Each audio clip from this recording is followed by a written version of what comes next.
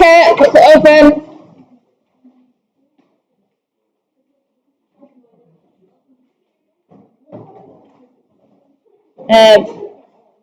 Blue, pink, blue. Yeah.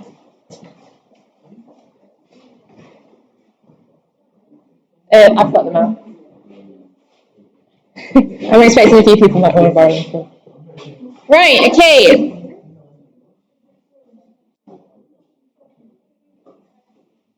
Are we all good?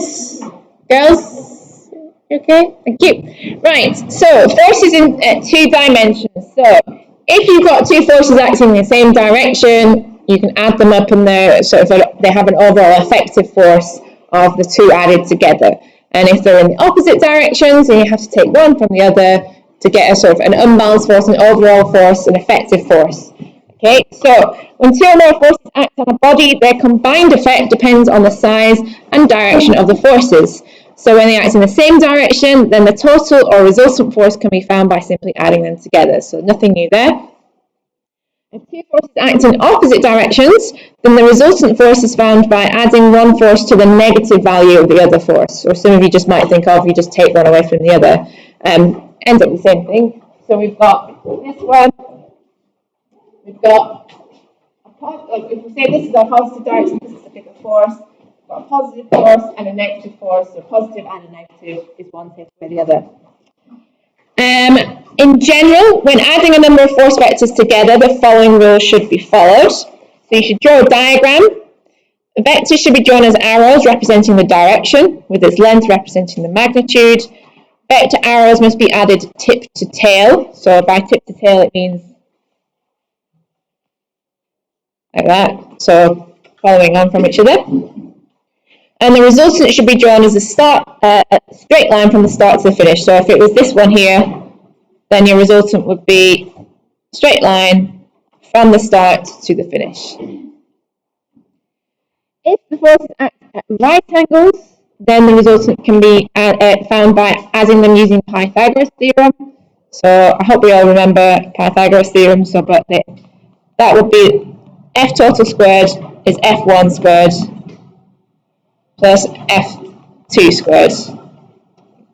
Noisy. Okay, everyone happy with Pythagoras theorem? You'll get a bit of time to practice them anyway. If they don't act at right angles, which is probably more likely and higher than it was at National 5, then the resultant might be more easily found using scale diagrams. So you'll need a ruler and a protractor. I've got the protractors out if you do want to borrow one when you're doing the questions. If you do borrow one, once you've used it, can you dunk it in one of the trays at the side with the soapy water in? Just because soapy water kills viruses. Right, so if forces don't act at right angles, it might be more easily found using a scale diagram, which will need a ruler and a protractor. So, for example 12, find by scale drawing the resultant force acting on a 2 kilogram mass shown below. Okay, so I'm actually going to do this on this here once we get around to doing it because it's difficult doing it on a screen. But the first thing to do is to draw what we are going to be drawing scale diagram wise. If you are happy with the maths, you can probably end up doing lots of angles and things like that. Some of them will be really difficult to do maths wise. But yeah, if you feel like you're happy enough to do that, you can do it. But we're going to do an example of a scale drawing here anyway. So remember, you have to draw them tip to tail. So what I would do here, when we start doing it, I'm just going to do a little diagram just to the side to see what I'm going to draw when I am doing my scale diagram. So I'm going to have, that should be a straight line, a straight line of 6 newtons. Then, let's have a look here. So if we follow that line along there, that would obviously be 60 degrees, because it's 180 take away 120. So that would leave 20 degrees there. Okay, and then if we did a 90-degree angle, that would be 70 degrees. Okay. So then I would put the 5 newtons next to my 6 newtons. So 5 there, and that is 60 degrees from horizontal.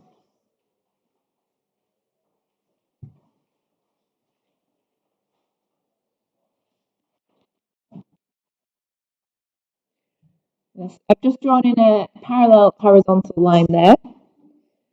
So our last one is 8 newtons, which is 20 degrees down from the horizontal. So we'd end up with something like that.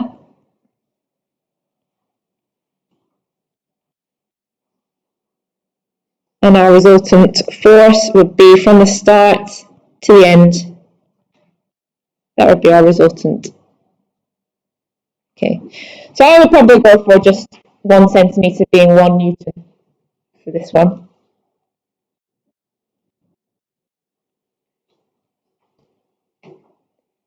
So if you're happy enough to go ahead and do a scale diagram, you can do, or you can follow along with me. It's up to you. So I'm just going to set my dot cam going.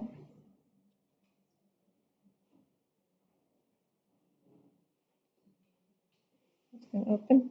Just leave it. There we go.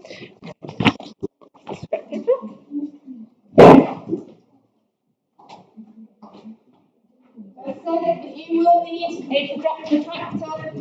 So if you need one, there's a little container over there. The top one might have some rails in it. Although most of the rails are.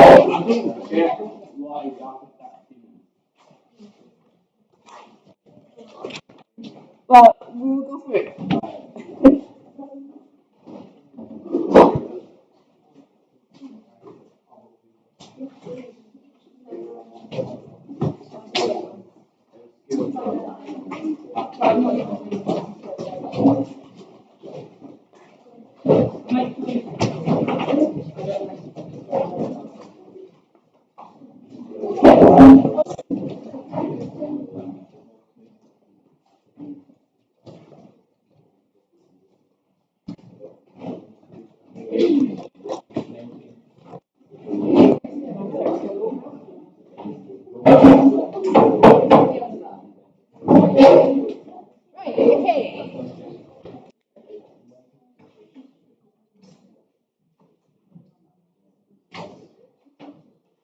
So we're going to follow that diagram basically. So it's 6 newtons, so 6 centimeters horizontally.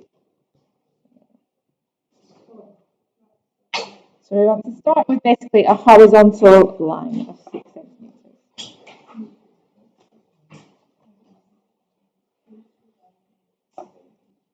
It doesn't quite look horizontal on the dot cam, but I promise you it is horizontal. And that's our start point, and that's our end point.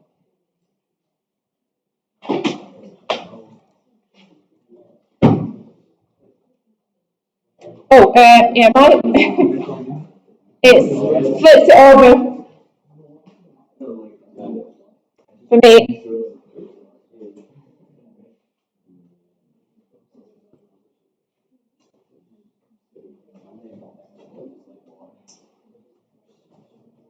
Right. And then we're wanting 60 degrees. So I'm marking 60 degrees.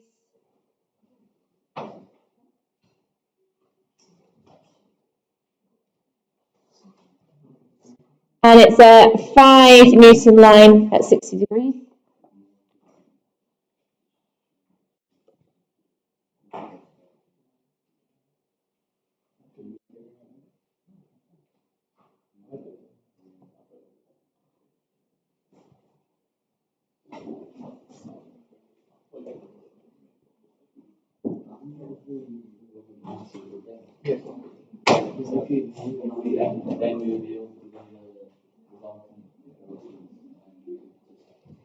Then I'm going to draw in a sort of a parallel line to the 6 just dotted.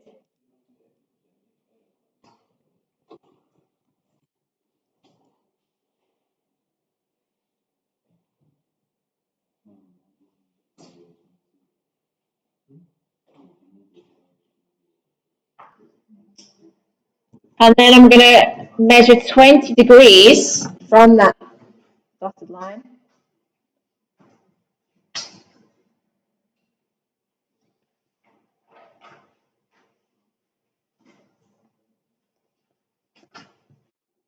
and that's an 8 newtons, so 8 centimetre line.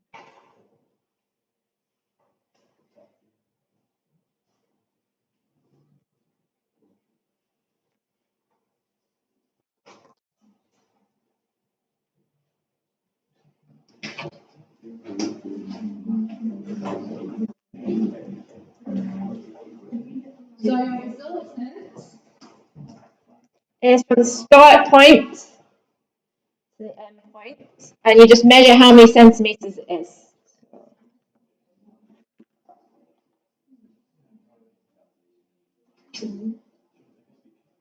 I make that about 4.3 centimetres.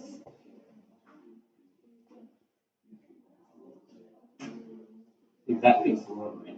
Okay, that's fine. And mine would probably be a little bit out because I've been doing it on the board.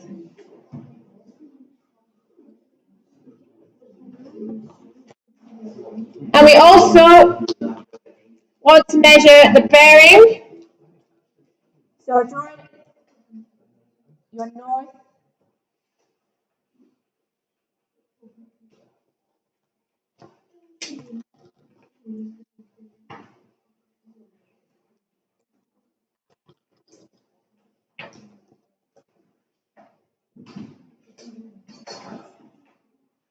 So I make it about 23. Oh, sorry, no, I'm measuring the wrong thing there. So that's about 69. Why are you doing it? From north, yeah, I'm just doing bearing, so.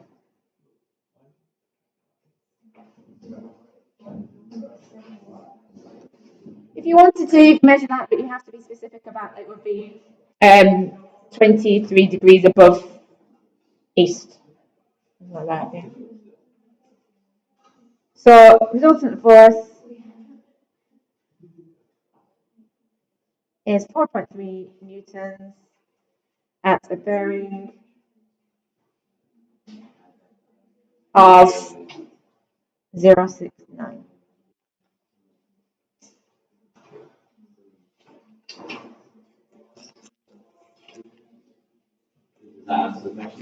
Yeah.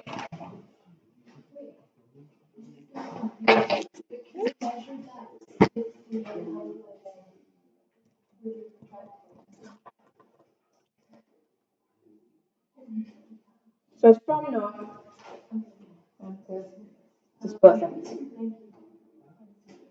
If you wanted to, you can measure this angle, but you have to be specific. You have to say it's 23 degrees above east.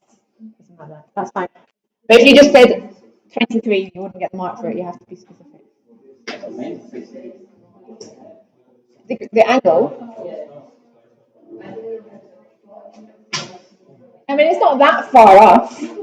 I mean, I'm probably slightly far up, slightly out, because I'm doing it with obstacles in my way. It's usually about 5. Yeah.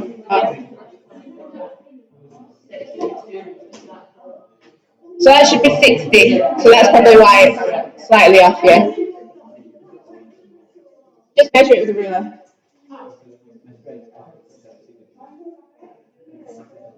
Check your angles, check your lengths. It's usually within a 5-degree tolerance, something like that.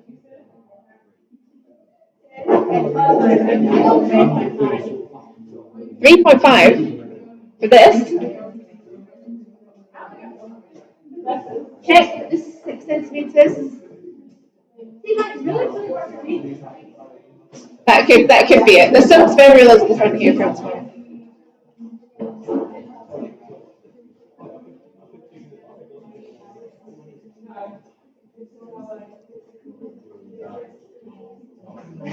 Right, I think we need a little bit of practice on these scale diagrams. That drawer there.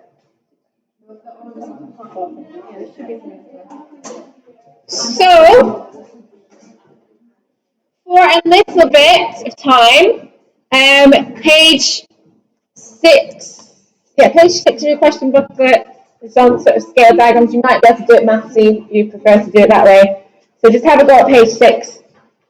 And then, but I'm not going to spend that much time on those, and then we'll move on to the next bit that I wanted to go through. Anyone else got any questions about this one?